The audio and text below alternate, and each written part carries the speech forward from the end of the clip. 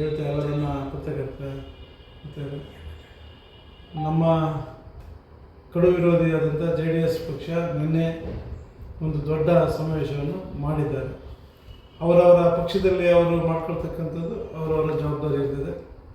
ಹಾಗಾಗಿ ನಿನ್ನೆ ಅವರು ಜನಾದೇಶ ಅಂತ ಹೇಳಿ ಲಕ್ಷಾಂತರ ಜನ ಸೇರಿಸ್ತೀವಿ ಅಂತ ಹೇಳಿ ಜನ ಸೇರಿದ್ದಾರೆ.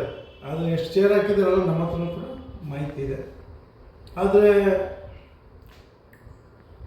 ಇಷ್ಟು ಹಿರಿಯರ ನಮ್ಮ ಪಕ್ಷವೇ ಪ್ರಧಾನಿ ಮಾಡಿದಂಥ ದೇವೇಗೌಡರನ್ನ ಈ ಇಳಿ ವಯಸ್ಸಿನಲ್ಲಿ ಕರೆದು ಅವ್ರ ಕರೆ ಹೊಸಾವೇಶವಾಗಿ ಭಾಷಣ ಮಾಡಿಸ್ತಕ್ಕಂಥದ್ದು ನಾವು ಕೂಡ ವಿರೋಧ ವ್ಯಕ್ತಪಡಿಸ್ತಕ್ಕಂಥದ್ದು.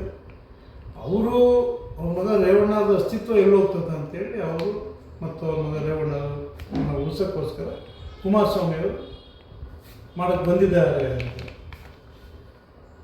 ಆ ರೋಷಾವೇಶದಲ್ಲಿ ಬಂದು ಹಾಸನದಲ್ಲಿ 2 ಬಾರಿ ಸಮಾವೇಶ ಆಯಿತು. ಒಂದು ಬಾರಿ ನಮ್ಮ ಪಕ್ಷದ ಸಮಾವೇಶ ಆಯಿತು, ಮತ್ತೊಂದು ಬಾರಿ ಮೊನ್ನೆ ಕೃಷ್ಣ ಬೈರೇಗೌಡರು ಮಾಡಿರ್ತಕ್ಕಂಥದ್ದು ಅಧಿಕೃತವಾಗಿ ಸರ್ಕಾರಿ ಕಾರ್ಯಕ್ರಮ. ಅದರಲ್ಲಿ ಅವರ ಸಂಬಂಧನೇ ಅವ್ರ ಅಳಿಯನೇ, ಯಾರು ದೇವೇಗೌಡರ ಅಳಿಯನಾದಂಥ CM ಬಾಲಕೃಷ್ಣ ಅವರು ಅಳಿಯನ ತಮ್ಮಲ್ಲಿ ಅವ್ರ ಅಳಿಯ ಆಗ್ಬೇಕಲ್ಲ. ಅವರು ಬಂದು ವೇದಿಕೆಯಲ್ಲಿ ಕೃಷ್ಣ ಬೈರೇಗೌಡರು ಸರ್ಕಾರನ, ಮುಖ್ಯಮಂತ್ರಿಗಳನ್ನ, ಉಪಮುಖ್ಯಮಂತ್ರಿಗಳನ್ನ ಅಭಿನಂದಿಸಿ ಅವರು ಚೀಟಿ ಬರ್ಸ್ಕೊಂಡ್ರು. ಬೇಕಾದ್ರೆ ದಾಖಲೆ ಬಿಡುಗಡೆ ಮಾಡ್ತಾರೆ. ನಮ್ಮ ತಾಲೂಕು ಅಭಿವೃದ್ಧಿ ಇರ್ಬೋದು, ಜಿಲ್ಲೆ ಅಭಿವೃದ್ಧಿ ಅವ್ರ ಅಳಿಯನೇ ಬಂದು ನೀವು ಒಳ್ಳೆ ಕೆಲಸ ಮಾಡಿದ್ದೀರಾ ಅಂತ. ಮತ್ತೊಬ್ಬರು BJP ಸಕಲೇಶಪುರ ಶಾಸಕರು ಅದೇ ವೇದಿಕೆಯಲ್ಲಿ ಕಳೆದ ಡಿಸೆಂಬರ್ 6ನೇ ತಾರೀಕು ನಡೆದಂಥ ಕಾರ್ಯಕ್ರಮದಲ್ಲಿ ಅವತ್ತ ಸಕಲೇಶಪುರದ ಸಿಮೆಂಟ್ ಮಂಜು ಅವರು ಕೂಡ ಇಂಥ ಒಬ್ಬರು ಸಚಿವರು ನಮಗೆ ಈ ಜಿಲ್ಲೆಗೆ ಬಂದಿರೋದು ನಮ್ಮ ಪುಣ್ಯ ಅಂತ ಹೇಳ್ತಾರೆ. ಈ ಥರ ಕೆಲಸ ಆಗ್ತದೆ ಅಂತೇಳಿ ಇಂಥ ಸಂದರ್ಭದಲ್ಲಿ ಅವರ ಪಕ್ಷದ ಸಂಘಟನೆ ಟೀಕೆ ಮಾಡಲಿ, ಟೀಕೆ ಇರಬೇಕು. ನಾವು ಕೂಡ ಅವರನ್ನು ಟೀಕೆ ಮಾಡ್ತಾರೆ, ಅವರು ನಮ್ಮ ಪಕ್ಷವನ್ನು ಟೀಕೆ ಮಾಡ್ತಕ್ಕಂಥದ್ದು ಸರಿ ಇದೆ.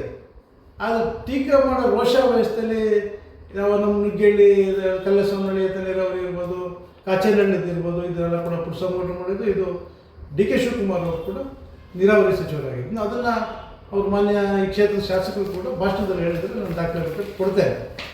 ಕಲ್ಲಸವನಹಳ್ಳಿದು ತೋಟಿ ದೊಡ್ಡ ಇದ್ದಾಗ ಅವಾಗ ನಾನು ಕೂಡ ಸಚಿವ ಸಂಪುಟ ಸ್ಥಾನದಲ್ಲಿ ನಾನು ಕೂಡ ಸ್ಟೇಟ್ ಕ್ಯಾಬಿನೆಟ್ ರ್ಯಾಂಕ್ ಇದ್ದೆ. ನಾನು ಕೂಡ ಅದರಲ್ಲಿ ಭಾಗಿಯಾಗಿದ್ದೇನೆ. ಅವತ್ತೆಲ್ಲ ಕೂಡ ಆಲ್ಗೊಂಡ್ನಳ್ಳಿದ್ದೆಲ್ಲ ಉದ್ಘಾಟನೆ ಮಾಡಿದಾಗ ಕಲ್ಲುಗಳಿದ್ದೆ. ಬೇಕಾದ್ರೆ ಮೊನ್ನೆ MLC ಅವ್ರು ನೋಡಲಿಲ್ಲ, ಹಿಂದೆ ತಕ್ಕಂಥ ಅವರು ರೇವಣ್ಣವ್ರನ್ನ ಖುಷಿ ಪಡಿಸೋಕ್ಕೋಸ್ಕರ ಯಾರು ಪೊಲೀಸ್ ಇಲಾಖೆಗೆ ಬಹುಮಾನ ಕೊಟ್ಟಿದ್ದೇನದಾದರೆ ಅವ್ರ ಮಕ್ಕಳಿಂದನೂ ಮೊಮ್ಮಕ್ಕಳಿಂದನೂ ಅನ್ಯಾಯ ಆಗಿದೆ ಅಂತ ಅವರು ಅದನ್ನು ವ್ಯಕ್ತಪಡಿಸ್ಬೇಕಲ್ಲ. ಅವರು ಯಾವುದರಿಂದ ಆಗಿದೆ ಅನ್ನೋದನ್ನು ಸಂಪೂರ್ಣವಾಗಿ ಹೇಳ್ಬೇಕು. ಇವಾಗ ರಾಜಕೀಯ ನಡೆಯುವಾಗ ಆಗ್ತದೆ. ಒಂದು ದೋಣಿ ತೂತಾದಾಗ 10 ಜನ ಇದ್ದರೂ ಒಬ್ಬರು ಬರ್ತಾರೆ. ಸಮುದ್ರಕ್ಕೆ ಮಧ್ಯಕ್ಕೆ ಬರೋದು ಹೆಂಗೆ ಇರುತ್ತಪ್ಪ, ಒಳ್ಳೆನೂ ಸಾಯ್ತಾನೆ, ಕೆಟ್ಟನೂ ಸಾಯ್ತಾನೆ. ಅವ್ರು ನಾನು ರೇವಣ್ಣರು ಅನ್ಯಾಯ ಮಾಡೋದು ಕಾನೂನಿದೆ, ಈಗಾಗಲೇ ಅವ್ರಿಗೆ ಕ್ಲೀನ್ ಚೀಟ್ ಕೊಟ್ಟಿದ್ದೆ ಅಂತಾರೆ, ನಾವೇನಿದ್ದಿಲ್ಲ.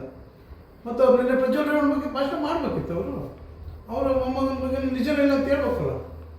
ಈಗ ಎಲ್ಲ ಜನ ಮರ್ತೋಯ್ತಾರೆ, ಜ್ಞಾಪಿಸ್ತಾವಲ್ಲ ಅಂತ ನನಗೆ ಅನುಮಾನ ಆಗ್ತಾಯಿದೆ.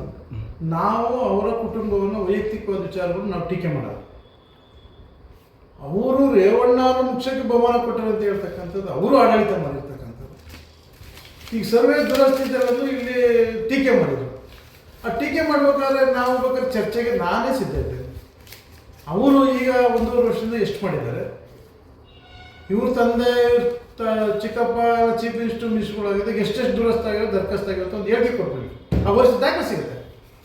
ಯಾವ ವರ್ಷದಲ್ಲಿ ಇಷ್ಟ ಕೃಷ್ಣ ಬೈರೇಗೌಡರು ಒಳ್ಳೆಯವರು, ವೈಯಕ್ತಿಕ ಇಲ್ಲ ಅಂತ ಇಂಡೈರೆಕ್ಟಾಗಿ ನಮ್ಮ ಸರ್ಕಾರ ಟೀಕೆ ಮಾಡ್ತಕ್ಕಂಥದ್ದು.